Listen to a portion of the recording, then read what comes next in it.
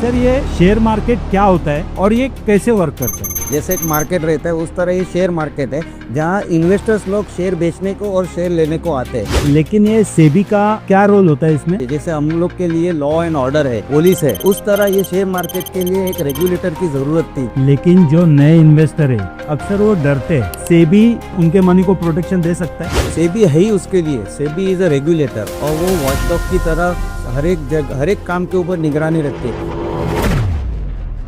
तो ये demat account निकालना जरूरी है क्या? आप जब शेयर लेते थे तभी वो मैनुअल था, मतलब आपको कम से कम 10 शेयर या 50 शेयर या 100 शेयर लेना पड़ता था। लेकिन डीमैट होने के बाद क्या हो गया? फिजिकल से डिजिटल हो गया। Yes sir.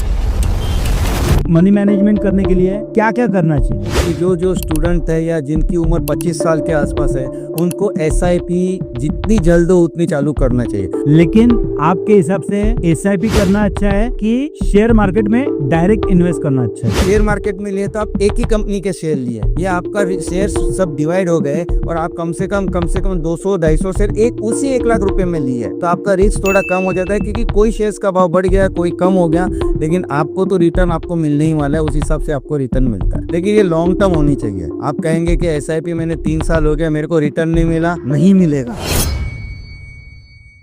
लॉन्ग टर्म मतलब कितना लॉन्ग टर्म होना चाहिए आपके हिसाब से? वो क्राइटेरिया क्या होना चाहिए? सब लोग बोलते हैं कि 500 रुपया मतलब क्या होएगा आज के जमाने में, होटल में जाते हैं तो भी 1000 रुपया हो जाता है। मतलब आपको लगता है, लेकिन वो लड़की का जिस दिन जन्म हुआ उसके दूसरे महीने से आप 500 रुपये की खाते हो। वो जब 18 साल की होगी और आपने सोच समझ के प्रॉपरली उसमें निवेश किया होगा तो कम से कम उसके पास 1 करोड़ रुपए। उसी तरह जैसे आपने बताया कि अगर कोई लड़का 25 साल को अपना निवेश करना चालू करता है SIP के द्वारा, 50 साल के ऊपर वो रिटायर्ड हो सकता है।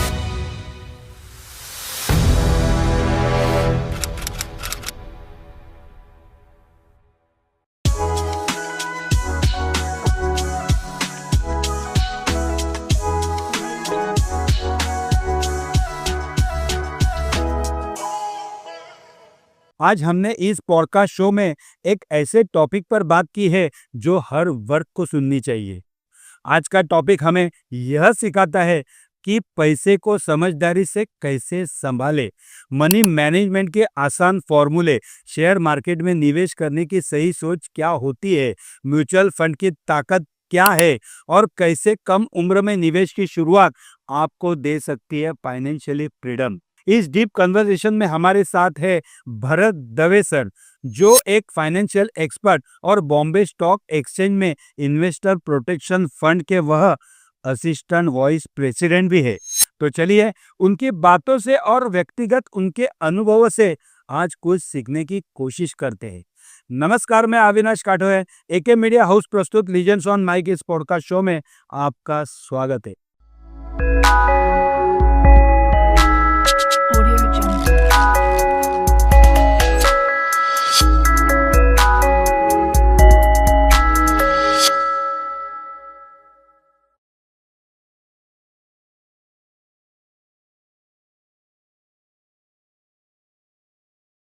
नमस्कार सर, लीजेंड्स ऑन माइक इस पॉडकास्ट शो में आपका स्वागत है। Thank you very much. Sir ये शेयर मार्केट क्या होता है और ये कैसे वर्क करता है? जैसे एक मार्केट रहता है उस तरह ये शेयर मार्केट है, जहाँ इन्वेस्टर्स लोग शेयर बेचने को और शेयर लेने को आते हैं अपने हिसाब से। लेकिन ये इनका माध्यम है ब्रोकरों के द्वारा। शेयर के जो ब्रोकर रहते हैं शेयर मार्केट में, वो ब्रोकर सेबी रजिस्टर्ड रहने चाहिए। वो सेबी रजिस्टर्ड ब्रोकर के द्वारा ये लोग का शेयर का लेन देन होता है। जैसे कि आप लेमैन लैंग्वेज में बताओ तो एक रेलवे प्लेटफॉर्म आपने देखा होगा। रेलवे प्लेटफॉर्म में यहाँ गाड़ी आती है, गाड़ी जाती है, बराबर है। लेकिन और कोई कम्यूटर्स उतरते हैं, कोई कम्यूटर्स अंदर चढ़ते हैं। उस तरह शेयर मार्केट में कोई शेयर बेच के जाता है, कोई शेयर लेके जाता है। अपने अपने कैलकुलेशन के हिसाब से, अपने अपने हिसाब से वो लोग शेयर मार्केट में ट्रेडिंग करते हैं सेबी रजिस्टर्ड ब्रोकर के द्वारा। लेकिन ये सेबी का क्या रोल होता है इसमें? सेबी का बहुत बड़ा अच्छा रोल है। और जैसे कि क्या है, सेबी रेगुलेटर है। SEBI is a regulator, security and exchange board of India एक बड़ा रेगुलेटर। ओके। जैसे आपने देखा कि ये कोई मार्केट चलता है या कुछ है, उसका रेगुलेशन होना चाहिए। जैसे हम लोग के लिए लॉ एंड ऑर्डर है, पुलिस है, बराबर। उस तरह ये शेयर मार्केट के लिए एक रेगुलेटर की जरूरत थी। जब के 1990 में 2 स्कैम हो गए, हर्षद मेहता स्कैम, फिर 1990 से के बाद ये जो सेबी का आना हुआ, सो सी दैट कि कौन सी स्क्रिप्ट में कोई स्कैम ना हो, कोई इन्वेस्टर की फसवणूक ना हो, जो इन्वेस्टर को प्रोटेक्शन करे। इस तरह ये सेबी का ये रोल होता है। जैसे एक नया आईपीओ आता है तो उसके ऊपर वॉच रख के कि ये सही काम कर रहा है या नहीं कर रहा है, तो इसके ऊपर वॉच रखना ये सेबी का काम होता है। ये भी काम होता है, खाली आईपीओ के नहीं, आईपीओ के आने के पहले उनको सेबी की अप्रूवल लेनी पड़ती है। पहले रेड हैंडेड प्रोस्पेक्टस के द्वारा वो सेबी में अप्लाई करते हैं, जो भी कंपनी है उसके हिसाब से। फिर सेबी उसको अनुमति देती है कि आप अभी इनको रजिस्टर कर सकते हैं। फिर उसके बाद हमारे हर एक एक्सचेंज के अपने अपने नॉर्म्स रहते हैं, सेम मेथड। फिर उसके बाद वो लिस्टिंग कर सकते हैं। अभी लिस्टिंग में भी दो प्रकार है, एक एसएमई प्लेटफॉर्म पे जो छोटी छोटी कंपनी जो अभी की गवर्नमेंट जो प्रमोट कर रही है कि स्मॉल एंड मीडियम एक्सचेंज, तो वैसे कम से कम हमारे बीएसई पे 550 के प्लस हमारे यहाँ एसएमई लिस्टेड हुई है, और कम से कम 150 के ऊपर कंपनी हमारे मेन बोर्ड पे गई है। और उसकी तरह, और फिर जो मेन बोर्ड होता है वो मेन बोर्ड पे भी हमारा लिस्टिंग होता है। तो ये जो लिस्टिंग का काम है वो स्टॉक एक्सचेंज के माध्यम के द्वारा। तो जो जो इन्वेस्टरों ने आईपीओ में निवेश किया होता है और जिनको शेयर मिले होते हैं, अगर उनको उसमें से छूटना है या उसमें से निकलना है या किसी को और को लेना है जिनको नहीं लगे आईपीओ में, तो वो ये माध्यम के द्वारा अपना शेयर ले या बेच सकते हैं। लेकिन जो नए इन्वेस्टर है अक्सर वो डरते हैं शेयर मार्केट में इन्वेस्ट करने के लिए, तो क्या ये मान के चल सकते हैं कि सेबी उनके मनी को प्रोटेक्शन दे सकता है? सेबी है ही उसके लिए, सेबी इज अ रेगुलेटर, और वो वॉचडॉग की तरह हर एक जगह हर एक काम के ऊपर निगरानी रखती है। खाली आईपीओ के ऊपर नहीं, लेकिन आईपीओ के अलावा भी, जैसे कि कोई भी स्क्रिप्ट का भाव ऊपर होता है, कोई भी शेयर्स का भाव नीचे जाता है, क्या फ्रॉड होता है, सर्कुलर ट्रेडिंग होता है कि नहीं होता है, क्या एक ही आदमी ले रहा है और दूसरा आदमी बेच रहा है, ये सभी के ऊपर सेबी का वॉच रहता है। सर, शेयर मार्केट तो समझ में आ गया, ये बीएसई और एनएसई इनमें क्या फर्क है?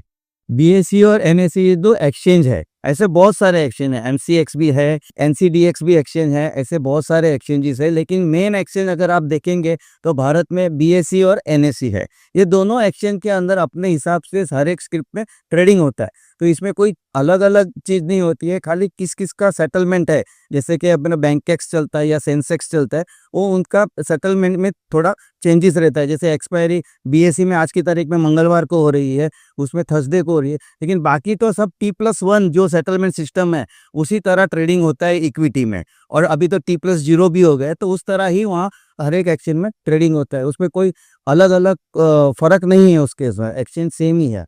लेकिन इनमें जो कंपनियां लिस्ट होती है ये दोनों में अलग अलग होती है कि एक कंपनी दोनों में कर सकती है लिस्ट? हाँ, दोनों में कर सकते हैं, बीएसई में भी लिस्ट हो सकता है, एनएसई में। वो कंपनी के ऊपर है उसको कहाँ जाना कहाँ है। जाने? अगर बीएसई में करना है तो अकेले बीएसई में भी कर सकती है, एनएसई में करना है तो एनएसई में भी कर सकती है, और अगर उनको दोनों में करना है तो दोनों एक्सचेंज में भी वो लिस्ट कर सकती है कंपनियां। Sir, share market, NSE, BSE आपने बहुत अच्छे तरीके से समझाया।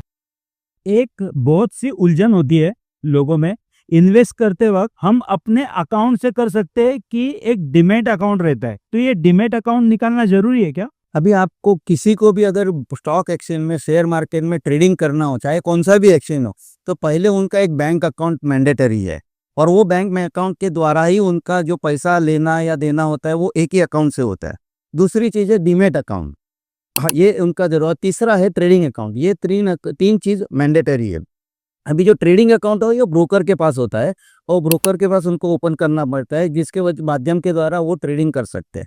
पुराने जमाने में सब मैनुअल था, फिजिकल शेयर्स थे, ओके। तो फिजिकल शेयर्स थे और सबके पास फिजिकल शेयर रहते थे, और वो फिजिकल शेयर्स अपने नाम पे चढ़ाने को भेजना पड़ता था। एक बार लेने के बाद रजिस्ट्रार ऑफ ट्रांसफर के वहाँ भेजते थे, उधर से आता था, फिर पोस्ट से जाता था, पोस्ट से आता था, फिर कभी कभी सिग्नेचर डिफर हो जाती थी, तो आदमी लोग को 15-15 दिन, एक एक महीना तक वापस नहीं मिलते थे। बहुत सारी उसमें कमियां थी। इसलिए सेबी ने क्या किया कि हर एक कंपनी को बोला कि आपके शेयर डिमेटेरियलाइज होने चाहिए।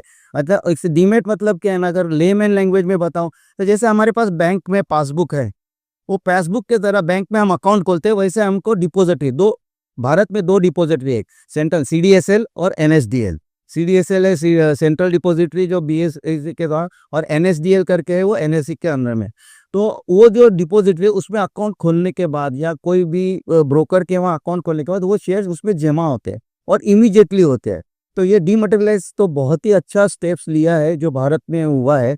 तो उसके वजह से क्या हो गया कि हर एक आदमी को, हर एक इन्वेस्टर्स को अपने-अपने शेयर्स तुरंत मिल जाते हैं। जैसे मैंने बताया कि पासबुक पे कैसे हमने इनको पैसे दिए, इनको पैसा इनसे पैसे आए, ये आया, वैसा वो पूरा अकाउंट रहता है। उसी तरह डीमैट के अंदर भी आपके पास कौन से शेयर है, आपका पोर्टफोलियो है, कभी लिया, कैसे लिया, वो पूरे इमीडिएटली ट्रांसफ़र हो जाते थे। और पहले क्या था कि आप जब शेयर लेते थे, तभी वो मैनुअल था, तभी मार्केट लॉट था। मतलब आपको कम से कम 10 शेयर या 50 शेयर या 100 शेयर लेना पड़ता था।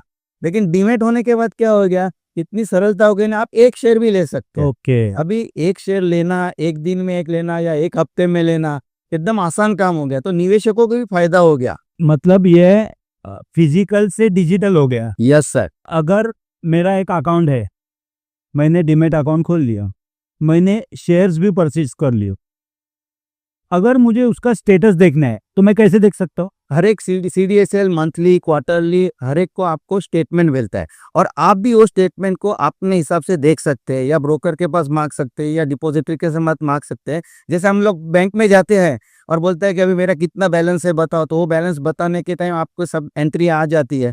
उसी तरह आप जब उनको बोलेंगे या मंथली जो स्टेटमेंट आएगा, उसमें आपकी सारी डिटेल आ जाएगी कि आपके पास इतने शेयर्स है, इतने आपने ये तारीख को बेचे और ये तारीख को आपने खरीदे को। ये सर हो गया शेयर मार्केट का। हम शेयर मार्केट से थोड़ा-सा हट के एक मनी मैनेजमेंट की तरफ जाते। एक लड़का है जो अभी-अभी कमाना शुरू किया उसने, तो उसको मनी मैनेजमेंट करने के लिए क्या-क्या करना चाहिए? मेरे हिसाब से 25 साल के आसपास अपना एजुकेशन खत्म करे कोई भी लड़का अपनी नौकरी चालू करता है और अपना व्यवसाय या कुछ भी है वो चालू करते हैं और उसके पास थोड़े पैसे आने लगते हैं। तो अगर स्टार्टिंग में ही उनको अगर कोई भी निवेश करना है, क्योंकि एज अ लेमैन तो, और आजकल के लड़के तो पढ़े लिखे रहते हैं, तो उनको स्टॉक एक्सचेंज का, शेयर मार्केट का अच्छा सा ज्ञान रहता है। तो वो आईपीओ में डाल सकते हैं, इनिशियल पब्लिक ऑफर जो होती है स्टार्टिंग के लिए, क्योंकि उसमें मिनिमम अमाउंट रहता है, ज़्यादा अमाउंट नहीं रहता है, ज़्यादा रिस्क नहीं रहता है। तो एक एक्सपीरियंस मिलता है कि मैंने ये शेयर लिए, आज उसका ये भाव हो गया, ये हो गया, इससे ऐसा रेट बढ़ गया या कम हो गया, तो उनको होता है वो कंपनी के बारे में लाइव मॉनिटरिंग कर सकते। लाइव मॉनिटरिंग कर सकते हैं और सब कुछ है। दूसरी चीज़ है कि वो बहुत सारे, वो अगर उनको शेयर मार्केट में नहीं समझ में आता है, तो अपन म्यूचुअल फंड के बारे में बात करेंगे, तो म्यूचुअल फंड के माध्यम के द्वारा भी एसआईपी से द्वारा ऐसा वो आगे अपना निवेश चालू कर सकते हैं। लेकिन आपके हिसाब से एसआईपी करना अच्छा है कि शेयर मार्केट में डायरेक्ट इन्वेस्ट करना अच्छा है? ऐसे तो दोनों ही चीज़ अच्छी है, लेकिन मेरे हिसाब से मेरा पर्सनल व्यू ऐसा है कि एसआईपी इज़ गुड। अभी आप शेयर मार्केट में निवेश करेंगे, अगर आपके पास 1 लाख रुपया है, अगर आपको कोई कंपनी के शेयर लेने हैं, तो आप वो कंपनी के समझो 1 लाख रुपए में कुछ 50 शेयर या 100 शेयर ही ले सकते हैं, क्योंकि उसका उतना रेट होगा। रेट है। जितना 1 लाख रुपए को डिवाइड करके आपको जो प्राइस आएगी उतने शेयर ले सकते हैं। जबकि एसआईपी के द्वारा मतलब क्या, म्यूचुअल फंड के मार्फत होता है। अभी म्यूचुअल फंड क्या है? म्यूचुअल फंड मतलब कि एक उसमें फंड मैनेजर होता है और वो फंड मैनेजर अपने 1 लाख रुपए अगर वो फंड मैनेजर को दिए, तो वो निवेश करता है, वो शेयर मार्केट में ही निवेश करता है। लेकिन शेयर मार्केट में बहुत सारी उसमें शेयर्स मिलते हैं उसको, जैसे कि म्यूचुअल फंड है तो वो कम से कम 200-250 कंपनी के शेयर वो म्यूचुअल फंड के पास रहते हैं। तो आपका रिस्क डिवाइड हो जाता है। ओके। अब पहले क्या होता है कि अगर शेयर मार्केट में लिए तो आप एक ही कंपनी के शेयर लिए, या आपका शेयर सब डिवाइड हो गए और आप कम से कम 200-250 शेयर एक उसी 1 लाख रुपए में लिए, तो आपका रिस्क थोड़ा कम हो जाता है, क्योंकि कोई शेयर्स का भाव बढ़ गया, कोई कम हो गया, लेकिन आपको तो रिटर्न आपको मिलने ही वाला है, उस हिसाब से आपको रिटर्न मिलता है। ओके, मतलब एक कि जब कोई नया इन्वेस्टर हो तो शेयर से अच्छा एसआईपी वगैरह में इन्वेस्ट करना थोड़ा बेटर हो सकता है। मैं इसीलिए ये अर्ज नहीं, मैं हमेशा सबको बोलते ही रहता हूँ कि जो स्टूडेंट है या जिनकी उम्र 25 साल के आसपास है, उनको एसआईपी जितनी जल्द हो उतनी चालू करना चाहिए। वॉरेन बफेट ने निवेश करना चालू किया उसकी तभी उनकी उम्र 11 साल की थी। तो अगर आप 25 साल के वक्त, कुछ ज़्यादा नहीं है, 500 रुपये तक, 250 रुपये से भी महीने में आप उसको निवेश कर सकते हैं, एसआईपी चालू करें, और ये मंथली रहता है। जैसे आपको एसआईपी मतलब क्या है, तो मैं आपको लेमन लैंग्वेज में बताऊं, तो पहले क्या रहता था कि रिकरिंग डिपॉजिट थी, बैंक अकाउंट था, रिकरिंग डिपॉजिट का बैंक अकाउंट, हर महीने 100 रुपया डालो या हर महीने 200 रुपया डालो, उस तरह से अपन रिकरिंग डिपॉजिट करते थे, और मेरे मम्मी पापा भी करते थे, तो सब लोग वो करते। यही अभी ये एसआईपी में कन्वर्ट हो गया, लेकिन अभी क्या वो एसआईपी रिकरिंग वाला पैसा बैंक में ही पड़ा रहता था और जो लोन में और उसमें जो है उसके हिसाब से मुनाफा होता। लेकिन ये लोग क्या करते हैं कि ये लोग निवेश करते हैं स्टॉक मार्केट में, रियल एस्टेट में, बहुत सारे म्यूचुअल फंड, हर एक अलग-अलग म्यूचुअल फंड रहता है, उसके हिसाब से जैसे आपने सोचा उस हिसाब से वो एसआईपी के माध्यम के द्वारा वो जो पैसा अपना गया है और वो कलेक्टिव होता है। मैंने 1 लाख दिया, आपने 1 लाख दिया, इन और कोई ने 1 लाख दिया करके 10 लाख हो गए। तो 10 लाख में कम से कम वो 2-4 कंपनी के शेयर ले सकते हैं। जबकि मैं 1 लाख रुपए में एक ही कंपनी या 2 कंपनी के शेयर लेता, तो यहाँ रिस्ट्रिक्शन आ जाता है। तो एसआईपी तो मैं बोलता हूँ बहुत ही पावरफुल टूल है, कंपाउंडेड इंटरेस्ट जो बोलते हैं ना, लेकिन ये लॉन्ग टर्म होनी चाहिए। आप कहेंगे कि एसआईपी मैंने 3 साल हो गया, मेरे को रिटर्न नहीं मिला, नहीं मिलेगा। नेगेटिव रिटर्न भी आ सकता है, लेकिन ये कम से कम 10 साल के बाद ये देखेंगे ना, तो आपको इसका रिटर्न इतना मिलेगा एसआईपी का कि आपको लगेगा कि मैंने सही चॉइस किया है ये एसआईपी चालू कर। सर, आपने बहुत अच्छी तरह से डिवाइड करके हर एक चीज़ बता दी। यहाँ पे जब नया निवेशक एक निवेश करने जाता है, उसे बहुत सारे सपने दिखाते कंपनियां कि हमारे म्यूचुअल फंड में इन्वेस्ट करो, तो हमने पिछले 4 साल में या 5 साल में 18% रिटर्न दिया, 16% रिटर्न दिया, 14% रिटर्न दिया। आपके हिसाब से एक कंपनी मैक्सिमम कितना टक्का रिटर्न दे सकती है? देखो, अभी रिटर्न की बात कर रहे हैं ना, तो एश्योर रिटर्न शेयर मार्केट में नहीं रहता है। एश्योर रिटर्न आपको फिक्स डिपॉजिट में ही मिलता है या बॉन्ड मार्केट में ही मिलता है कि 8% 7%, क्योंकि आपने उस हिसाब से लिया हुआ है। लेकिन ये जो स्टॉक मार्केट में आप जब भी करते हो या म्यूचुअल फंड मार्फत करते हो, तो एश्योर रिटर्न कोई नहीं देता। आज तक मैंने एश्योर रिटर्न वाला कोई देखा नहीं। ये सोशल मीडिया द्वारा क्या और कोई माध्यम के द्वारा आपने पढ़ा होगा, ये व्हाट्सअप यूनिवर्सिटी वगैरह एश्योर्ड वगैरह, वो सब फेक है। उससे हमेशा आपको दूर रहना चाहिए। एश्योर्ड आ ही नहीं सकता है। लेकिन अगर आप स्टडी करके आपके नॉलेज के हिसाब से अगर आप उसमें निवेश करेंगे और ये निवेश करने के टाइम ज़रूरी नहीं है कि आप पास्ट रिकॉर्ड देखो। जैसे कि आपके पहले लास्ट 3 साल के अगर रिकॉर्ड देखेंगे, अगर उसने 18% दिया, मतलब आप ये मत समझ के जाइए कि अगले साल भी 18 देगा। हो सकता है उससे कम भी हो सकता है उससे ज़्यादा भी हो। लेकिन इसके लिए आपको जानकारी लेनी चाहिए, थोड़ा नॉलेज होना चाहिए, थोड़ी इन्फॉर्मेशन लेनी चाहिए, स्टडी करना चाहिए। हम क्या करते हैं शेयर मार्केट में, हम ज़्यादा करके स्टडी ना मार्केट की करते हैं। अरे आज मार्केट ऊपर गया, आज मार्केट नीचे गया, यही करते हैं। लेकिन कंपनी की स्टडी कोई नहीं करता है। हमको कंपनी की स्टडी करनी चाहिए कि ये कंपनी की स्टडी करके हमको इसमें क्या मिलेगा, कैसे मिलेगा। ये म्यूचुअल फंड है तो उसमें हम किस तरह इसमें हम लोग को रिटर्न मिलेगा। वो म्यूचुअल फंड कौन से सेक्टर में निवेश करती है, इक्विटी में करती है, डेब्ट में करती है। इक्विटी में करती है तो लार्ज कैप में करती है, मिड कैप में करती है या स्मॉल कैप में करती है।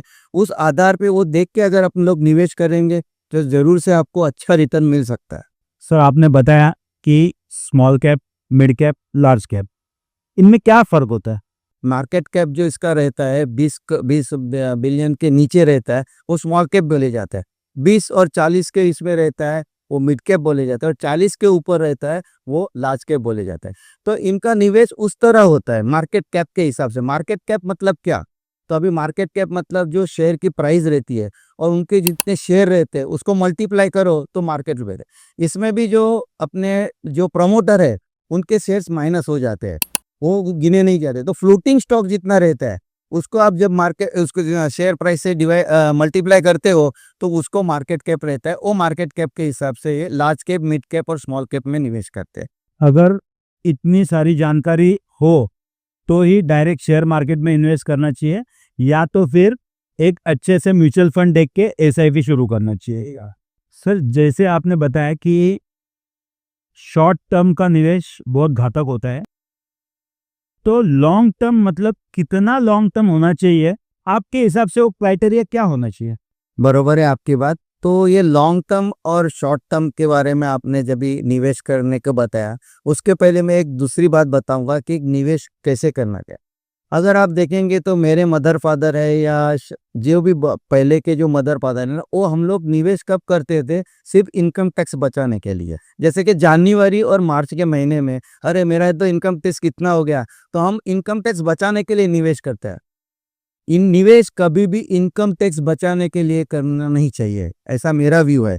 हमेशा आप इनकम टैक्स भर के लॉन्ग टर्म निवेश करो। जैसे कि लॉन्ग टर्म निवेश करने का भी आपने पूछा कि कितना साल होना चाहिए, तो ये लॉन्ग टर्म इन्वेस्टमेंट के हिसाब से पहले आपको तो गोल बेस करना चाहिए ये इनकम टैक्स के लिए नहीं, गोल मेरा ये गोल है, मेरे लड़के का अभी एजुकेशन का खर्चा कम से कम 15 साल के बाद होने वाला है या 10 साल के बाद होने वाला है, तो वो ये गोल बेस हो गया कि उसके लिए मेरे को निवेश करना है, तो उसके लिए एसआईपी चालू करनी चाहिए या ओके। उसके लिए आपको निवेश करना चाहिए। गोल बेस आप निवेश करेंगे तो जरूर से आपको उसमें फायदा होएगा और जरूर से आपके जो भी ड्रीम्स है ये आपको ये गोल बेस्ड इन्वेस्टमेंट ही आपको बचा सकता है। मिनिमम एक 5 साल या 10 साल का क्राइटेरिया तो होना चाहिए। मैंने जैसे बताया कि आपका जो निवेश है ना वो गोल के ऊपर रहता है। आपका गोल कोई गोल 5 साल का रहता है, कोई गोल 10 साल का रहता है। अभी मैंने तो बहुत जन के ये एसआईपी है, उनके वहाँ मैंने जैसे भी कोई लड़की या लड़का उनका जन्म होता है तो मैं उनको इमीडिएटली बोलता हूँ कि आप 500 की निवेश 500 रुपए की एसआईपी खोल दो।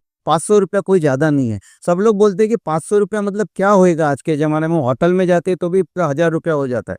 मैं बोला आपको लगता है, लेकिन वो लड़की का जिस दिन जन्म हुआ उसके दूसरे महीने से आप 500 रुपये की एसआईपी देखो, वो जब 18 साल की होगी और आपने सोच समझ के प्रॉपरली उसमें निवेश किया होगा तो कम से कम उसके पास 1 करोड़ रुपए थे। अभी जब 18 साल के उस तरफ वो लड़का होता है या लड़की होते हैं तभी उसके पास अगर 1 करोड़ 80 लाख या 1 करोड़ रुपए है तो ये बहुत बड़ी बात है। उसी तरह जैसे आपने बताया कि अगर कोई लड़का 25 साल को अपना निवेश करना चालू करता है एसआईपी के द्वारा, तो 50 साल के ऊपर वो रिटायर्ड हो सकता है कि चलो मेरे को अभी नौकरी नहीं करनी है, तो वो अगर वो उस तरह से 5,000 3,000 जिसकी जैसी हैसियत है उसके हिसाब से अगर उसने एसआईपी की है तो अर्ली रिटायरमेंट ला सकता है। कंपनी को छोड़ो, उनको जो मैं मेरी जिंदगी के लिए मैं रिटायरमेंट हो रहा हूँ, तो ये इतना पावरफुल है एसआईपी। और लॉन्ग टर्म आप बोलेंगे तो कम से कम आप देखेंगे तो ऐसे तो 8 साल की विशियस सर्कल होता है। आप देखेंगे हर 8 साल में आप स्टडी भी करेंगे तो 2008 2016 ऐसा और 2000 ये सब ऐसे आप पीछे जाएंगे तो हर 8 साल में आपने स्टॉक मार्केट की साइकिल देखी होगी। लेकिन मेरे हिसाब से कम 8 से 10 साल तो मिनिमम लॉन्ग टर्म मेरे हिसाब से मैं माना, लेकिन वो गोल बोझ होना चाहिए। अगर आपका 5 साल का गोल है और मोटरसाइकिल बाय करने तो एक अलग है, लेकिन कम से कम 8 से 10 साल। जैसे एक एग्जांपल दूं, हमने अगर आम का पेड़ है और आम का पेड़ हमने उसको चालू किया है, हमने आम का पेड़ लगाया है, तो अगर वो छोटा है उसको पानी करेंगे, खाद देंगे, ये सब करते करते करते वो आम का पेड़ बढ़ने को कभी वो मीठे फल कभी देगा, साल के बाद देगा ना, बहुत साल के बाद देगा ना। इमीडिएटली तो आपको फल नहीं मिलेंगे। एक पीढ़ी कभी-कभी एक पीढ़ी भी निकल जाती हो सकता है कभी कभी निकल जा सकती है, लेकिन ऐसा नहीं होना चाहिए। आप एक पीढ़ी मत निकालिए, देखिए क्योंकि ये पैसे आपके पैसे हैं, तो आपको वापरने हैं। तो अगर आपका गोल बेस होएगा तो आपको वही पीढ़ी में आपको ही वापरने को मिलेंगे, आपको ही उसको खर्चा करेंगे और आपकी जिंदगी इजी हो सकती है। अर्ली रिटायरमेंट भी हो सकता है बच्चे लोगों का। आप लाइफ में क्या करना चाहते हैं, आपके रिटायरमेंट तक आप क्या अचीव करना चाहते, उस हिसाब के आपके गोल हो तो आपका ये सफ़र आसान हो सकता है। लेकिन लोग बोलते हैं कि ये मार्केट बहुत अनप्रेडिक्टेबल है, उतार चढ़ाव ये होते हैं, तो लोगों को इन्वेस्ट करना है। कोई कोई ऐसे भी है कि एक साथ इन्वेस्ट करना चाहते हैं, तो वो एक साथ इन्वेस्ट करने के लिए वो कौन सा समय होना चाहिए कि जहाँ पे एक साथ इन्वेस्ट कर सकते हैं, जैसे कि मार्केट अप होता है तब या मार्केट डाउन होता है तब। समय का तो किसी को मालूम नहीं होता है, कल क्या होने वाला है ये आज अपन को मालूम नहीं है। फ्रैंकली स्पीकिंग, कल मार्केट ऊपर जाएगा या नीचे जाएगा, अरे हम लोग भी रहेंगे कि नहीं रहेंगे ये भी हमको मालूम नहीं रहता है। लेकिन अगर हम लोग जरा जब भी निवेश करते हैं या जो भी करते हैं तो उसको हम जरा स्टडी करके कर सकते हैं। जैसे कि आपको बताऊं कि हम बीमार नहीं होते, होते हैं। कभी बीमार होते हैं, कभी ज़्यादा बीमार होते हैं, वो बीमारी में से बाहर निकलते हैं। उसी तरह मार्केट में कभी ऊपर जाता है कभी नीचे जाता है, रोलर कोस्टर है ये। जब भी कोविड आया तभी सबको ऐसा ही लगा कि ग्लोबल पूरा इम्पैक्ट हो गया है और अभी दुनिया खत्म हो गई। अब जो बॉम्बे में आप लाइफलाइन जो बोलते हैं लोकल ट्रेन, वो कभी किसी ने जिंदगी में सोचा ही नहीं होगा, वो भी बंद हो गई थी। कोविड में आप देखेंगे तो इंडेक्स 26,000 तक गया था। बहुत जन ने शेयर बेच दिए, बहुत जन किसी किसी ने लिए भी। लेकिन सर वो इन्वेस्ट करने का सही मौका था। सही मौका था कि नहीं था वो अपने ऊपर था। किसी को लगा नहीं था सही मौका तो उन्होंने बेच दिया। देखिए आज तक मार्केट में मैंने तो कोई ऐसा देखा नहीं है कि ये आपका एग्जिट पॉइंट है, ये आपका इन पॉइंट है। ग्रेजुअली देखेंगे, जैसे मैंने आपको लॉन्ग टर्म का बताया, आस्ते आस्ते बढ़ा है। तो लेकिन nobody knows about the exit और nobody knows about the in. आज तक मार्केट में ये टॉप है ये बॉटम है ये बताने वो बहुत चार्ट वाकले देखे होंगे, लेकिन ऐसा मैंने प्रिडिक्ट करके ऐसा निवेश करने वाला मैंने आज तक ऐसा कोई देखा नहीं है कि वो आपका ये टॉप है या ये बॉटम है करके। मतलब ये सब पेशेंस का खेल है। पेशेंस का खेल है। जस्ट स्टॉक मार्केट में अगर आपको निवेश करना है तो आप पहला है कि आपको पेशेंस है तो ही आना। दूसरी चीज़ है आप ग्रीडी ग्रीडी नहीं होने चाहिए। अगर आप में ग्रीडीनेस रहेंगी तो आप स्टॉक मार्केट में मत आइए। अगर आप इम्पेशेंट है, पेशेंट नहीं है, पेशेंस नहीं है आपके इसमें, तो stock market is not for you. Sir SIP तो समझ में आ गया, लेकिन क्या एसआईपी में कुछ अलग-अलग प्रकार भी होते हैं क्या? हाँ, एसआईपी में भी बहुत सारे प्रकार रहते हैं। अभी एसआईपी क्या होता है कि एसआईपी जो 1 महीने को ₹500 रहता है और वो आपने रिकरिंग के जैसे हम लोग जमा करते हो, आपके अकाउंट से कट हो जाता है। उसी तरह का स्टेप अप एसआईपी भी रहता है।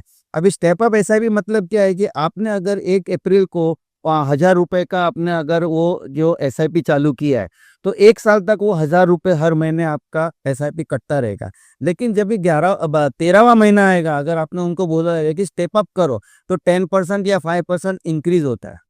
वो तो 1000 के बदले 1100 होता है। फिर वो दूसरा साल 1100 चलता है। फिर उसके बाद वापस 10% बोला तो उसका 1100 के ऊपर 10 करके ये होता है। तो हमने आपको पता ही नहीं चलता कि आपने ये निवेश ₹1000 किया है। कहते अगर आपने ₹1000 की अगर आपने एसआईपी की है और 10 साल तक की है, तो वो हज़ार-हज़ार रुपए ही है। बरोबर है? तो उससे अगर समझो ₹1000 की 10 साल के बाद अगर आपको 15 लाख रुपए मिल रहे हैं, लेकिन ये स्टेप अप एसआईपी कुछ ज़्यादा बढ़ता नहीं है। 1 साल के बाद आपका ₹100 बढ़ रहा है और 1100 हो रहा है, तो हो सकता है आपको 15 लाख के बदले वही एसआईपी जो आप कर रहे हो, उसमें आपको 17 लाख या 20 लाख भी मिल सकते हैं। तो ये एक स्टेप अप एसआईपी होती है, जो आपको अच्छा उसका रिटर्न मिलता है नॉर्मल एसआईपी से। बाद में रहता है कि एसटीपी मतलब सिस्टमैटिक ट्रांसफर प्लान। ये भी एक बढ़िया एसआईपी का प्रकार है। इसमें क्या होता है कि जैसे अपन बोलते हैं कि अभी समझो मेरे पास कुछ एक पैसा आ गया एकदम एक साथ मेरे पास 5 या 10 लाख आ गए। तो हम क्या करते हैं वो एसआईपी चालू करते हैं, लेकिन उसको हम लोग सिस्टमैटिक ट्रांसफर प्लान में करते हैं। मतलब क्या कहते हैं एक जगह पे हम लोग वो समझो 5 लाख रुपया मेरे पास आया, 5 लाख रुपया हम एक जगह पे हम लोग उसको ट्रांसफर करके उसको पार्क कर देते हैं। और उसमें से आपकी एसआईपी हर महीने, हर दिन, हर हफ्ते जैसे आपको सुविधा हो उसके हिसाब से करें। तो क्या होता है कि आपका ड्यूअल इंटरेस्ट मिलता है। मतलब जो आपके वो 5 लाख रुपया पड़े हैं, उसमें हर हफ्ते आपके 3000 रुपया निकल जाते हैं। आपको कोई टेंशन नहीं रहता है कि आपकी सैलरी में से ही जाना है। तो इसको सिस्टमैटिक ट्रांसफर प्लान बोलते हैं। और वो ऑटोमेटिक पैसे आपके एसआईपी में जमा होते जाते हैं और उसमें भी आपको उसमें मुनाफा होता है। जो आपके 5 लाख पड़े उसके अंदर भी आपको उसका रिटर्न मिलता है। प्लस ये एसआईपी चालू किए उसमें भी आपको मुनाफा होता है और वो भी आपका चालू रहता है। तो ये बोलते हैं सिस्टमैटिक ट्रांसफर प्लान। तीसरी है एसडब्ल्यूपी सिस्टमैटिक विड्रॉवल प्लान। ये ज़्यादा करके रिटायरमेंट लोगों के लिए है। जैसे कि अभी आपका अगर रिटायरमेंट हो गया और किसी ने रिटायरमेंट के बाद अगर उनको प्रोविडेंट फंड में से समझो 50 लाख मिले और 50 लाख उनके पास आया है, तो ये एसडब्ल्यूपी में सिस्टमैटिक विड्रॉवल प्लान में कर सकते हैं। अभी रिटायर होने के बाद क्या होता है पगार तो बंद हो जाती है, लेकिन अपना घर चलना है अपन को उसके जाए, तो ये एसडब्ल्यूपी के अंदर उसको पव मनी पार्क कर सकते हैं। वो एसडब्ल्यूपी में पार्क करने के बाद क्या होता है कि आपको हर महीना अगर आपने ये सोचा कि मेरे को हर महीना इसमें से 20,000 रुपया निकालना है, तो अगर आप उसमें से 50 में से समझो 30 लाख रुपया आपने एसडब्ल्यूपी में सारे एक जगह पे डालने की जरूरत नहीं है। नहीं है। There are various class of asset. थोड़े पोस्ट ऑफिस में भी डालिए, थोड़े और कोई डेट मार्केट में भी डालिए और बैंक में भी रखिए। इमरजेंसी फंड करके भी आप रखना पड़ेगा आपको, क्योंकि आपकी एज हुई है। तो ये एसडब्ल्यूपी में क्या होता है कि हर महीना आप वो 30 लाख अपने पार्क करने के बाद आपने 20-20 हजार रुपया उसमें हर माह निकालने का चालू कर दिया, तो आपका आपका काम हो जाएगा, 20,000 मिलेगा। प्लस वो जो एसडब्ल्यूपी है जो आपके बचे हैं वो आपका जब भी 15 साल के बाद अगर आप 15-60 के बदले आप 75 साल तक आप जी गए, तो 75 साल के बाद वो 30 लाख वाले आपको कम से कम 45 लाख भी मिलेंगे। ओके। तो ये 30 लाख के 45 लाख बनेंगे, प्लस आप हर महीने आपने हर महीने 20-20 निकाल ही हजार रहे। निकाले, तो आपकी जिंदगी भी। तो ये बहुत पावरफुल टूल है एसडब्ल्यूपी। रिटायर्ड पर्सन या एक साथ जो पैसा है वो इसमें डाल सकते हैं या एसटीपी में भी डाल सकते हैं, छोटी रकम हो तो इस तरह आपका ये एसआईपी में बहुत सारा फायदा हो सकता है। पैसे निवेश करने के बारे में तो बहुत सारे रास्ते बता दिए, लेकिन इसे निकालना कितना मुश्किल या आसान होता है? पहले आप जब भी था ना तभी T+15 डेज का सेटलमेंट था। मतलब 15 दिन का सेटलमेंट रहता था। एक उसके पहले 1 महीने का सेटलमेंट था, फिर वो 15 दिन वाला था वो 7 डेज हुआ, 7 डेज का 5 डेज हुआ, 5 डेज का 3 डेज हुआ, और अभी उसके बाद T+2 हुआ, अभी उसके बाद T+1 हुआ और अभी T+0 है ये सेटलमेंट। तो सेबी ने बहुत अच्छा उसको सेटलमेंट पीरियड को कम कम साइकिल करके। तो T+1 में क्या होता है, आप सोमवार को जब भी आप शेयर लेते हो या बेचते हो, आपको बुधवार को मिल जाते हैं T+1 मतलब क्या, ट्रेडिंग प्लस वन। ओके। तो ट्रेडिंग +1 तो बुधवार को आपको मिल जाए। तो इतना आसान है। म्यूचुअल फंड में आप जब भी बैलेंस म्यूचुअल फंड हो या कोई भी म्यूचुअल फंड में, आपका जो म्यूचुअल फंड है उसके अंदर आपको पैसे चाहिए, तो आपको इमीडिएटली उसमें से 24 घंटे में आपको आपके पैसे मिल जाते हैं, और सब ऑनलाइन है। ओके। आपको किधर जाने की जरूरत नहीं। आपने जिसके जो भी म्यूचुअल फंड के ब्रोकर जो है उनके साथ, उनके द्वारा आपने उसमें निवेश किया, उनको बोलेंगे कि मेरे को ये 10 लाख में से 2 लाख निकालना है, तो मैं उसमें 2 लाख निकालना है, तो आपको इमीडिएटली आपको वो 2 लाख मिल सकता है। अभी इसको मैं रियल एस्टेट के साथ बोल रहा हूँ। बहुत जन बोलते हैं कि रियल एस्टेट बहुत अच्छा रहता है। आपकी बात सही है, लेकिन क्या होता है, रियल एस्टेट में अगर आपका 50 लाख का घर है, और 50 लाख घर में आपको अगर 10 लाख रुपए चाहिए, तो आप एक बेडरूम बेच नहीं सकते हैं। पूरा 50 लाख का घर बेचना पड़ेगा। उसके बाद वो घर आपको बेचने के बाद उसका भी टैक्स लगेगा, और वो भी वापस निवेश करना पड़ता है, because it is real estate में से। लेकिन इसमें ऐसा नहीं है, इसमें एकदम आसान है। आप वो उसमें से थोड़े थोड़े पैसे निकाल भी सकते हो, जब भी चाहो तभी निकाल सकते हो। ये गोल्ड के जितना फ्लेक्सिबल हो सकता है क्या?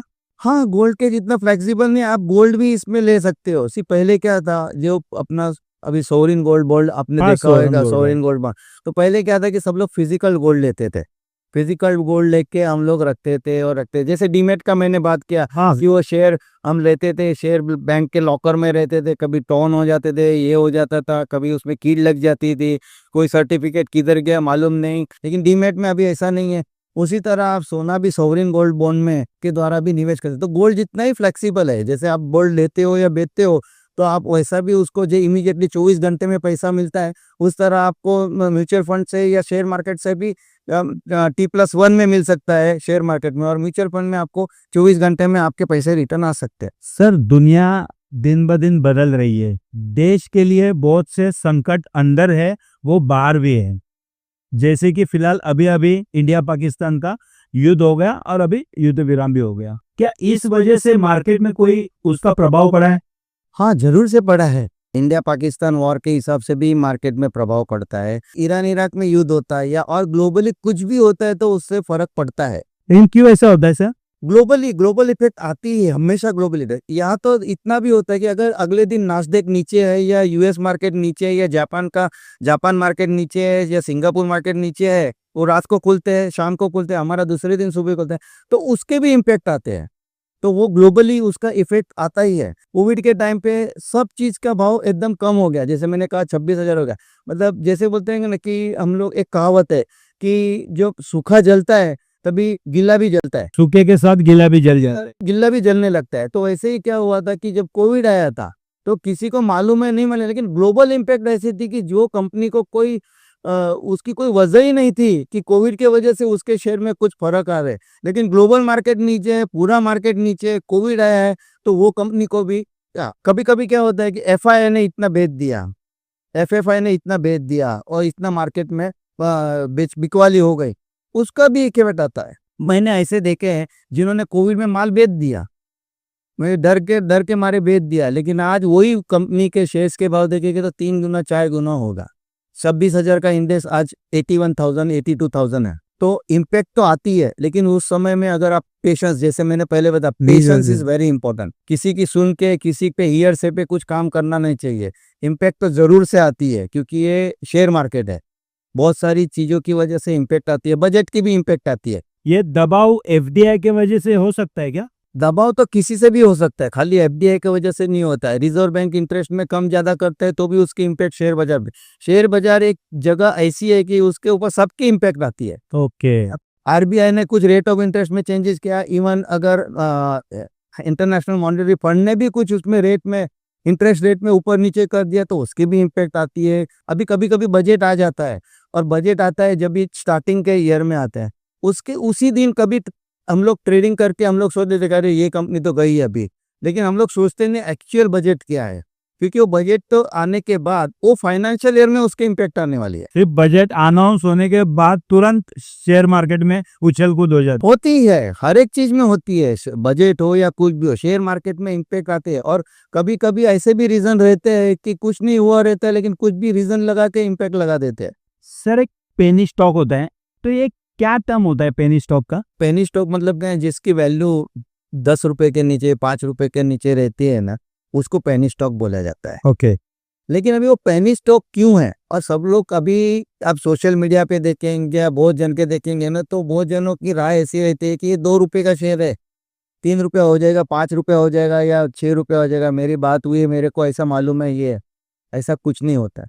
क्योंकि पेनी स्टॉक, पहले तो आप सोचिए कि पेनी स्टॉक है तो पेनी स्टॉक क्यों है। आज आदमी अगर बीमार है तो वो बीमार क्यों क्यों है, है? उसकी कुछ वजह है। रूट कॉज क्या है उसका? रूट कॉज क्या है, कुछ तो कारण है। तो उसी तरह ये कंपनी के ये शेयर का भाव 2 रुपया क्यों है या 3 रुपया क्यों है, उसका कोई तो वजह रहेगी, कोई तो कारण रहेगा, तभी उसका 2 रुपया, नहीं तो 200 रुपया होता था। बरोबर है। तो हम लोग क्या करते हैं कि वो ग्रीडीनेस आ जाता है कि 2 रुपए में क्या फर्क पड़ता है, 2 रुपए का शेयर्स है, हम 1000 से लेते हैं, ज्यादा से ज्यादा 2000 रुपये हो जाते हैं। जो होटल का एक बिल है, गए तो गए, आए तो आए, ऐसा करके हम खरीदते हैं। लेकिन ये पेनी स्टॉक में हमेशा हमको सोचकर समझकर उसमें निवेश करना चाहिए कि ये पेनी स्टॉक लेने लायक है कि नहीं। जैसे बोलते हैं कि एक कहावत आपने सुनी होगी कि रास्ते का माल सस्ते में, लेकिन सस्ता लेने के लिए लेते लेते हम लोग कभी रास्ते पे आ जाते हैं। ऐसा नहीं है कि पेनी स्टॉक कोई अच्छे भी निकले हैं, ऐसा नहीं, लेकिन वो उसके टेक ओवर हुआ या कुछ हुआ या उसकी स्टडी की है और फ्यूचर में कुछ ऐसा हुआ है तो ही, बाकी पेनी स्टॉक ही रहते। तो मेरे पर्सनल व्यू ऐसा है कि पेनी स्टॉक से ज्यादा करके तपन को दूर, बहुत सारी कंपनियां है ना दूसरी, लेकिन क्या उसमें इन्वेस्ट कर सकते हैं? सब लोग बोलते हैं मेरे को कि शेयर मार्केट एक रिस्क है। मैं बोलता हाँ, शेयर मार्केट बहुत रिस्क है। तो लेकिन अगर आप रिस्क नहीं लेते हैं ना, उसमें तो और बड़ा और रिस्क बड़ा है। रिस्क। जैसे कि आपके पास 1 लाख रुपए है और आप 1 लाख रुपए लेके आप कबर्ड में रख देते हो और कबर्ड में ही वो पैसे पड़े हुए हैं, और आप 1 साल के बाद देखेंगे कि और खुश हो जाएंगे और गिन के कि अरे ये 1 लाख रुपए अर्जुन मेरे पास है। लेकिन वो 1 लाख रुपए नहीं है, वो आपके है 99,500 रुपए, क्योंकि 500 रुपया इन्फ्लेशन खा गया। इन्फ्लेशन हो गया उसका। लेकिन अगर वो 1 लाख रुपए आप कहीं ना कहीं पे निवेश किए होते तो कम से कम वो 1,01,000 तो होते, 1,05,000 तो होते। तो रिस्क तो है, शेयर मार्केट इज रिस्की, मैं बता रहा हूँ शेयर मार्केट बहुत रिस्की है। लेकिन ऐसा इतना भी रिस्क नहीं है अगर आप उसको समझ के उसको आप निवेश करने के टाइम पे अगर नॉलेज और इन्फॉर्मेशन से लॉन्ग टर्म, वापिस मैं यूज कर रहा हूँ लॉन्ग टर्म, अगर आप उसमें निवेश करते हैं तो नक्की से नक्की आपको उसमें अच्छा मुनाफा होता है। किसी बड़े बुजुर्ग के हम जब पैर छूते हैं तो हमको क्या बोलते हैं, आयुष्मान भव या दीर्घायुष्य बोलते हैं। बरोबर। और दीर्घायुष्य कितना है हमको नहीं मालूम है। 40 साल के आदमी को भी अगर वो पैसे उसको बोलते दीर्घायुष्य, हो सकता है वो 45 साल पे गुजर जावे। हमारा साल तो बहुत बड़ा है, 100 साल तक जीने ने, लेकिन हम दीर्घायुष्य बोलते हैं ना, किसी को शॉर्ट आयुष्य नहीं बोलते हैं। उसी तरह लॉन्ग टर्म करेंगे ना, कितना भी लॉन्ग टर्म हो, आपको लॉन्ग टर्म में ही आपको शेयर मार्केट में उसका फायदा हो सकता है। आपका कहना है कि अगर किसी को भी इन्वेस्ट करना है शेयर मार्केट में तो वो अपना माइंड सेट करके लॉन्ग टर्म के लिए ही इसमें निवेश करे, अदरवाइज एफडी वगैरह में वो इन्वेस्ट कर सकता है। एफडी में भी कर सकते हैं, मैं ऐसा मना नहीं कर रहा हूँ कि बैंक में निवेश मत करो, क्योंकि हमको थोड़ा फंड इमरजेंसी फंड में रखना पड़ता है, हमको मेडिक्लेम भी लेना पड़ता है। लेकिन हमको ये जो शेयर मार्केट वगैरह क्या है ना, सेकंड सोर्स ऑफ इनकम है मेरे हिसाब से। मतलब हमारे पास आइडियल रिसोर्स, पैसिव इनकम हो गया। पैसिव इनकम करनी ही चाहिए। और शेयर मार्केट में क्या पैसे कमाने के लिए नहीं है, मैं एक बार बहुत अच्छी तरह बताना चाहता हूँ, शेयर मार्केट आपको पैसे कमाने के लिए नहीं है, शेयर मार्केट है वेल्थ क्रिएट करने के लिए। ओके। और ये सब लोग, आप बड़े बड़े आदमी लोग देखेंगे, उन्होंने क्या किया, वेल्थ क्रिएट किया है। पैसे कमाने के लिए तो हमारा पगार है, हमारा बिजनेस है, हमारे दूसरे सारे सोर्सेस है, लेकिन वेल्थ क्रिएट हम कैसे कर सकते हैं, क्योंकि हमारा ये जो पैसा है उसको अगर सही जगह पे निवेश करेंगे। दूसरी एक बात बता दो कि मेरा लड़का बड़ा होएगा, वो कमाएगा और मेरी जिंदगी आसान हो जाएगी। लेकिन वो कमाएगा, आपकी जिंदगी आसान हो जाएगी, लड़का आपको हेल्प करेगा, रखेगा, सब है।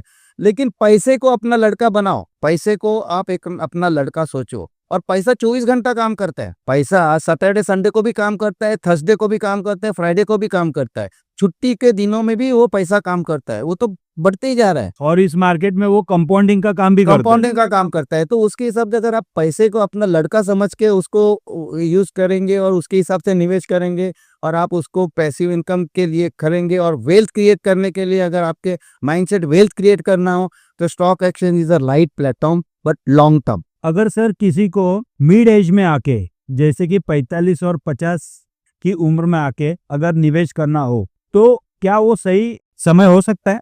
कोई बात नहीं, आप निवेश कर सकते हैं। 45 साल के बाद उसके पास रहे कितने, 55 साल, अगर आप एक आदमी की अगर ज़िंदगी समझो 100 साल जिएगा, तो उसके पास पड़े 55 साल, जबकि 25 साल वाला है तो उसके पास है 75 साल। तो जैसे-जैसे एज बढ़ती है, वैसे-वैसे शेयर मार्केट में आप निवेश करने के टाइम ज़्यादा रिस्क नहीं लेनी चाहिए।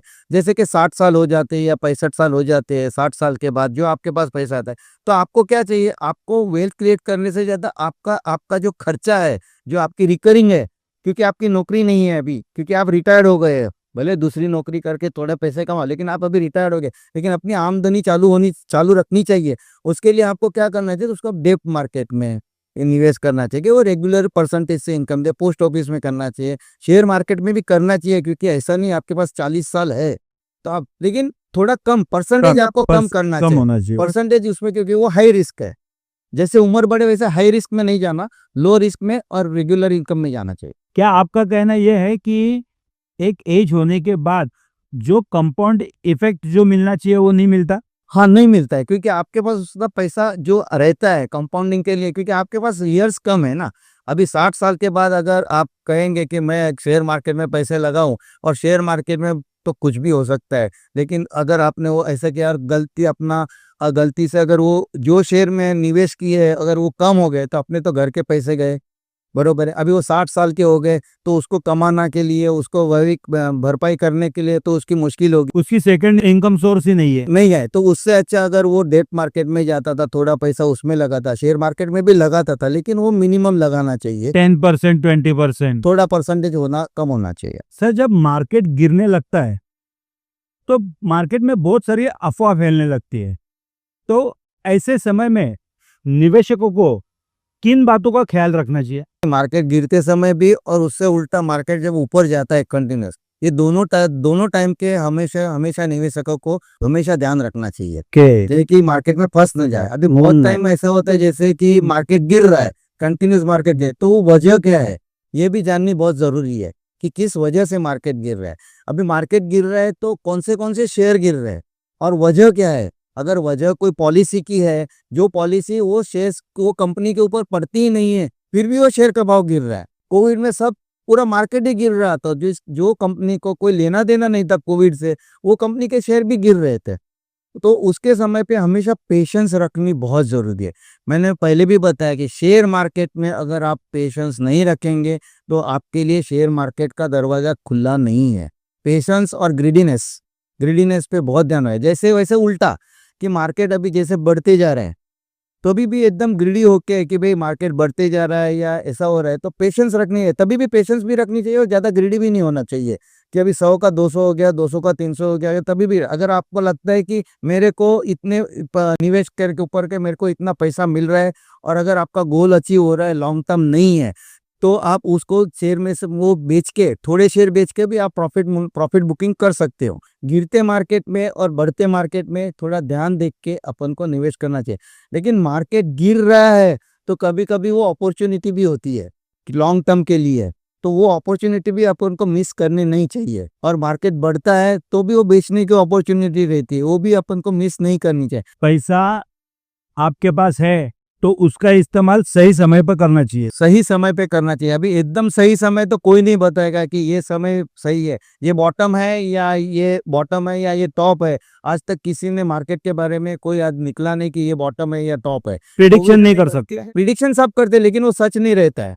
प्रिडिक्शन सब करते हैं। अभी कोविड के टाइम पे किसी ने सोचा नहीं था कि 26,000 का इंडेक्स हो जाएगा, ओके। और उसके बाद वो इंडेक्स 50,000 का था, वो 26 का हो गया सेंसेक्स। लेकिन वही इंडेक्स अभी आप देखेंगे नवंबर 24 में वो कम से कम 85,000 का हो गया। उसके बाद ये ट्रम्प का एक ये बात आई ट्रेड वॉर का तो उसके अंदर 70 to 73,000 इंडेक्स हो गया, वापिस अभी 82,000 हो गया। तो आप देखेंगे तो लॉन्ग टर्म में ये बढ़ते रहता है, तो आपको घबराना नहीं चाहिए, पेशेंस रखनी चाहिए। और आप बहुत जन ऐसे देखे जो कोविड में शेयर्स बेच के चले गए, आज वो शेयर्स के भाव वापिस 3 गुना 4 गुना हो गए। सर, इस शेयर मार्केट में सेंसेक्स और निफ्टी का क्या रोल है? रोल बोलेंगे तो क्या है कि सेंसेक्स और निफ्टी जो है, सेंसेक्स बीएसई का है, निफ्टी एनएसई का है। सेंसेक्स है ना एक बास्केट है, मतलब सेंसेक्स कैसे कैलकुलेट किया जाता है, उसमें 30 स्क्रिप्ट्स 30 स्क्रिप्ट का वैल्यूएशन लिया जाता है और 30 स्क्रिप्ट के हिसाब से जो उसमें उतार चढ़ाव होते हैं उसके हिसाब से एवरीडे सेंसेक्स निकलता है। निफ्टी में क्या है कि 50 कंपनी का है, 50 कंपनीज है, निफ्टी 50 निफ्टी 50 ओके तो ओके 50 कंपनीज है तो 50 actually Sensex is a barometer of the market. आपको वो एक इंडिकेट करता है कि मार्केट किस तरफ जा रहा है। जैसे आप देखेंगे कि एक दिन एक्स सेंसेक्स अगर 80,000 है और 80,100 हो गया तो मार्केट ऊपर गया और मार्केट स्ट्रांग है। 80,000 के नीचे जाता है, 79,000 हो गया, 1000 पॉइंट गिर गया तो बोलते हैं कि मार्केट नीचे गया है। तो एक सेंसेक्स एक बैरोमीटर है। के अच्छा, अभी ये सेंसेक्स के भी बहुत फायदे हैं। जैसे मैंने आपको बताया कि जो म्यूचुअल फंड के बारे में मैंने बताया कि आप म्यूचुअल फंड एक शेयर आपके पास 1 लाख रुपया है, आप एक कंपनी के शेयर लेंगे या 2 कंपनी के लेंगे, लेकिन म्यूचुअल फंड में 200 कंपनी या 150 कंपनी आएगी, बरोबर है? अगर वही 1 लाख रुपए में उसी तरह जब आप सेंसेक्स भी बाय कर सकते हैं। सेंसेक्स बाय करेंगे तो क्या होएगा कि आपको वो पूरा सेंसेक्स मतलब बास्केट 30 स्क्रिप्ट का बास्केट मिलता है। मतलब जितनी भी कंपनियां हैं उनमें एक साथ आप निवेश करके एक सेंसेक्स ले सकते एक सेंसेक्स ले सकते हो। ओके सेंसेक्स का पूरा बास्केट आपने खरीदा हुआ है तो क्या होता है, अगर वो 30 स्क्रिप्ट में समझो 20 कंपनी का रेट नीचे गया है लेकिन 10 कंपनी बहुत इतनी अच्छी है कि जिसका रेट ऊपर हो गया है, तो आपका बैलेंस जो आपने निवेश किया है वो बैलेंस आपका एकदम बैलेंस रहता है। जो निवेश किया हुआ है पूरा बैलेंस रहता है। आपको प्रॉफिट और लॉस के हिसाब से आपको एपेटाइट मिलता है और आपको बैलेंस रिस्क कम हो जाता है, रिस्क पूरी डिस्ट्रीब्यूट हो जाती है।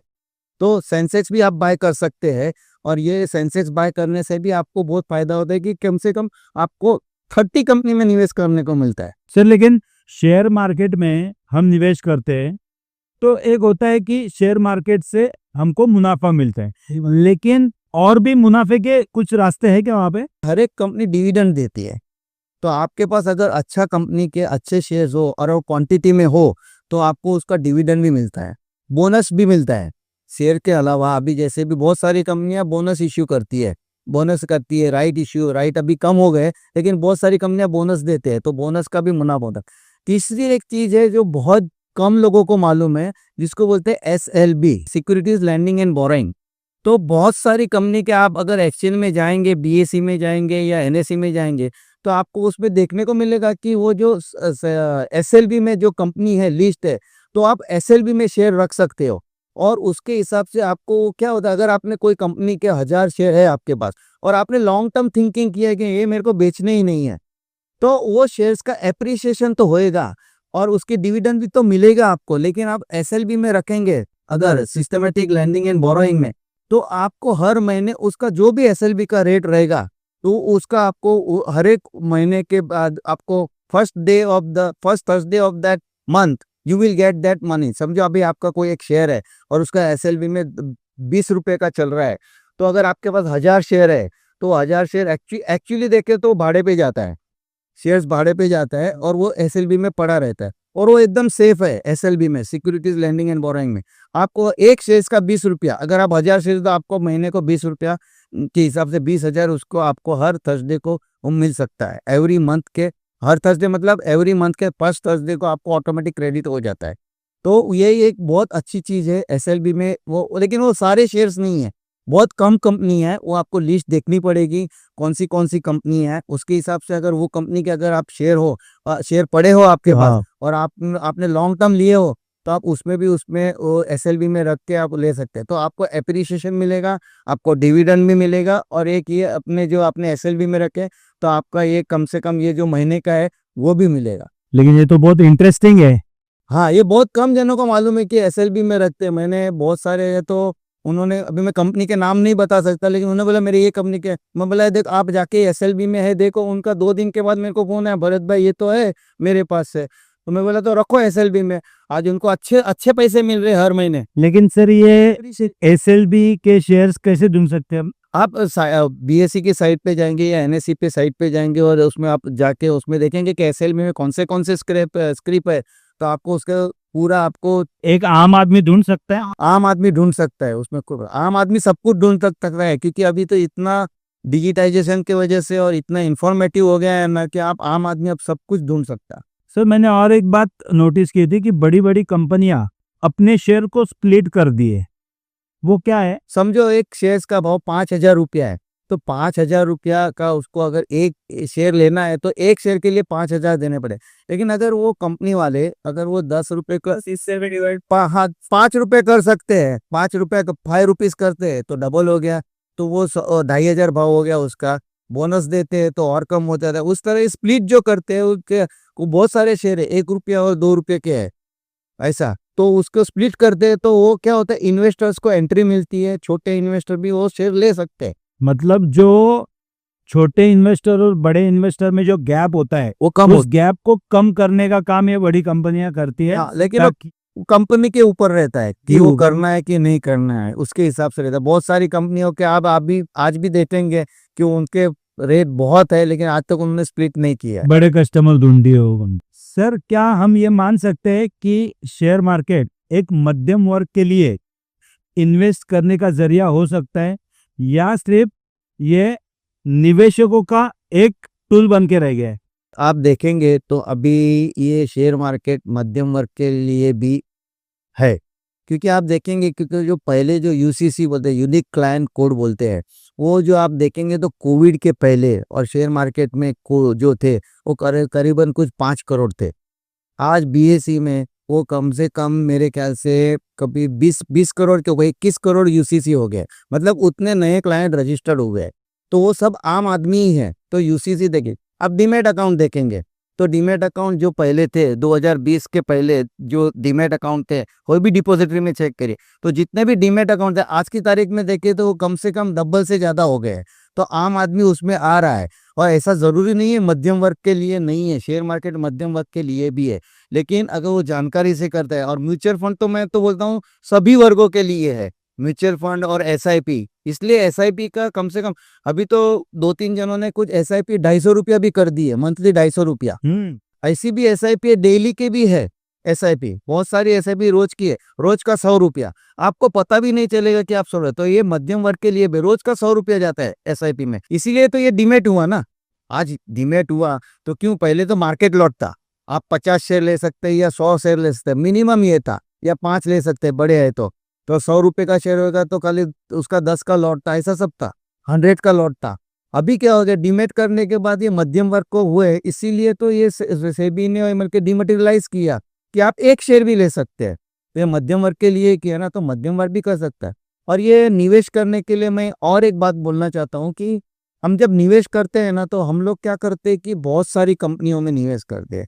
तो ये गलत है मेरे हिसाब से। मेरा ओपिनियन ऐसा है कि आप ना don't accumulate the companies, accumulate the shares of that company. बहुत जन क्या करते हैं कि बहुत सारे, मैंने ऐसे भी निवेशक देखे हैं लखनऊ में, और मैं जहाँ गया था कि उनके पास 150-200 कंपनी है, लेकिन उनका पोर्टफोलियो है 1 करोड़ या 2 करोड़ का है। लेकिन ऐसे भी निवेशक देखे जिनके पास सिर्फ 10 या 12 कंपनी के शेयर्स है, लेकिन उनका पोर्टफोलियो 4 या 5 करोड़ का है। तो कहने का मतलब ये है कि आप कभी भी आप ज्यादा कंपनी के share, don't accumulate the portfolio minimalistic रखो। आपकी एसआईपी भी कम होनी चाहिए। बहुत सारी एसआईपी करके भी आपको ऐसा नहीं कि आपको वेल्थ क्रिएट हो जाएगा, लेकिन कम एसआईपी हो, कम कंपनी के शेयर हो, लेकिन अच्छी कंपनी के शेयर हो, तो आप शेयर्स एक्यूमुलेट करते जाइए, वो अच्छी कंपनी के, वही आपका वेल्थ क्रिएट कर सकता है। आपको रिसर्च करने का उन पे टाइम मिल सकता है। रिसर्च पे टाइम मिल सकता है, और फिर आप स्विच ओवर भी कर सकते हैं, पोर्टफोलियो में चेंजेस भी कर सकते हैं, उस हिसाब से भी कर सकते हैं। सर, हेल्थ और वेल्थ के बारे में आपका क्या ख्याल है? हेल्थ में हम लोग क्या करते हैं, रोज सुबह जल्दी उठते हैं, बरोबर है, तो वही हम वेल्थ में लगा सकते हैं। आप जल्दी से निवेश करना चालू करो। हम हेल्थ में क्या करते हैं, हम हेल्थ के लिए हम रोज एक्सरसाइज करते हैं, रेगुलर एक्सरसाइज करते हैं, लेकिन निवेश के टाइम उसको भी रेगुलराइज करो। हेल्थ में हम लोग क्या करते हैं कि हम लोग जाते हैं डॉक्टर के पास, और डॉक्टर के पास जाके हम उनकी सलाह लेते हैं कि मेरे को मेरे को ये तकलीफ है, ये तकलीफ, तो वो जो सलाह देता है उसके हिसाब से करते हैं हम लोग। उसी तरह आप वेल्थ के लिए भी क्या, अपन लोग को फाइनेंशियल एडवाइजर के पास जाना चाहिए। फाइनेंशियल एडवाइजर की हमको एडवाइस देनी चाहिए, उसके हिसाब से हमको किधर निवेश करना है, क्या निवेश करना है। हेल्थ के लिए क्या करते हैं हम, एवरी 6 महीना 4 महीना ऐसा हम लोग एक रिपोर्ट निकालते हैं। तो उसी तरह वेल्थ के लिए भी हमको एक पीरियोडिकल, हमारा जो पोर्टफोलियो है उसमें उतार चढ़ाव होता है, मॉनिटरिंग करना चाहिए। मॉनिटरिंग करना चाहिए कि मेरा ये पोर्टफोलियो में इतना फर्क क्यों आ गया। हमारे पास जो हमारा पोर्टफोलियो है, वो पोर्टफोलियो को भी हमको रिव्यू करना चाहिए। तो उस तरह अगर हम वो भी चेक करेंगे तो हेल्थ और वेल्थ बहुत कनेक्टेड है। अगर हेल्थ है और वेल्थ नहीं है तो भी प्रॉब्लम है, और वेल्थ है और हेल्थ नहीं है तो भी प्रॉब्लम है। लाइफ में उसको सिमिलरिटी रखना चाहिए। सिमिलरिटी रखना चाहिए और उसको उसके हिसाब से दोनों को इम्पोर्टेंस देना चाहिए। सर, आप निवेशकों को अपनी तरफ से क्या सलाह दे सकते हैं? देखिए, पहले तो मैंने पहले भी बताया कि स्टॉक मार्केट एक ऐसी मार्केट है ना कि जहाँ पेशेंस बहुत ज़रूरी है और ग्रीडीनेस नहीं होना चाहिए और हियर-से पे काम नहीं करना चाहिए। आपको आपके पैसे है, it is your hard earn money और इसका डिसीज़न आपको लेना है कि मैं शेयर बाज़ार में इधर पैसे लगाऊँ या म्यूचुअल फंड में इधर पैसे लगाऊँ। ये आपके पैसे हैं। कोई आके आपको बोलेगा कि नहीं आप इधर लो। हाँ, फाइनेंशियल एडवाइज़र की एडवाइस लेनी ज़रूरी है, लेकिन जो फाइनेंशियल एडवाइज़र नहीं है, जिसको मार्केट में नॉलेज नहीं है, जिसको मार्केट के बारे में, लेकिन वो बोलता है कि आप ये कंपनी के शेयर ले लो, तो ये चीज़ नहीं करनी चाहिए। ये आपको एक पर्सनल एक्सपीरियंस बताऊँ कि मैं लोकल ट्रेन में चर्चगेट से बैठता हूँ, मैं गोरेगाँव रहता हूँ। तो मैं एक बार जा रहा था, मरीन लाइन से कोई 2-3 आदमी लोग चढ़े, हमारा ग्रुप था होता, तो वो लोग कुछ शेयर मार्केट के बारे में बात करने लगे। वो शेयर मार्केट के बारे में इतनी बात करते थे, मेरे को ऐसा लगा कि हवाई जहाज में क्यों नहीं आते रोज़? इतनी बड़ी-बड़ी बातें करते थे। तो वो सुन के एक आदमी दूसरा हमारे ग्रुप में था, हमारे ग्रुप में, उन्होंने उन दोनों की बात सुन के वो कंपनी के शेयर खरीद लिए। 6 महीने के बाद वो, और वो उसने बताया नहीं, और 6 महीने के बाद वो कंपनी के शेयर्स डाउन हो गए। तो बात-बात में बात निकली और वो आदमी बाद में वो 2 आदमी के ऊपर को बोलने लगा कि आप दोनों जो ये कंपनी के शेयर के बात कर रहे थे ना, वो कंपनी के शेयर मैंने लिए थे, मेरे तो पैसे डूब गए। तो ऐसी जो है सिचुएशन, ऐसे हियर-से पे कभी काम नहीं करना चाहिए। किसी के बातों पे मत जाओ, अपनी अकल लड़ाओ। अपने करो, क्योंकि अपने पैसे, अपना हार्ड मनी है, तो हमारा हार्ड मनी किधर लगाना वो हमको मालूम है। तो हमारे हिसाब से उसको स्टडी करके, प्रॉपर्ली नॉलेज लेके अगर हम निवेश करेंगे, तो ज़रूर से आपको फ़ायदा हो सकता है। सर, आप हमारे लीजेंड्स ऑन माइक शो में आए। आप हमारे आज के शो के लीजेंड्स बनने के लिए एके मीडिया हाउस की तरफ से आपका मनपूर्वक आभार। Thank you very much. मैं भी आपका मनपूर्वक आभार मानता हूँ कि आपने उस काबिलियत समझा और मुझे इनवाइट किया आपके पॉडकास्ट में, और मेरे ये जो व्यू थे, ये सब हमारे पर्सनल पे थे। बहुत अच्छा लगा आपने बुलाया। Thank you very much. Thank you very much. तो यह थे हमारे आज के लीजेंड्स भरत जी दवे। अगर आपको इस वीडियो से कुछ सीखने को मिला हो तो प्लीज इस वीडियो को लाइक और शेयर करना ना भूलें। आपका एक सब्सक्राइब हमारे लिए बहुत महत्वपूर्ण है, क्योंकि इसी से आपके लिए अलग अलग विषयों के लीजेंड्स हम अपने शो में ला सकेंगे और आपको एक नॉलेजेबल कंटेंट देने की कोशिश करेंगे। इसीलिए इस चैनल को सब्सक्राइब करना ना भूलें। मिलते हैं अगले वीडियो में, तब तक के लिए जय हिंद।